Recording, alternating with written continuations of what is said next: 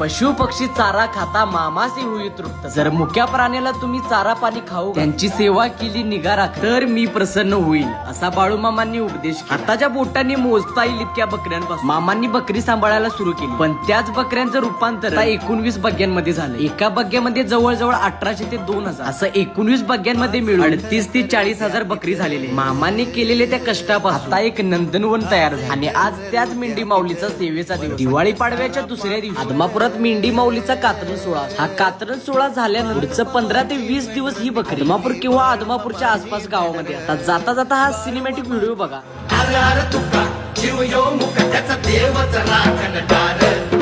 बाळू मामाची मेंढर निघाली, बाळू मामाची मेंढर, बाळू मामाची मेंढर निघाली, बाळू मामाची मेंढर.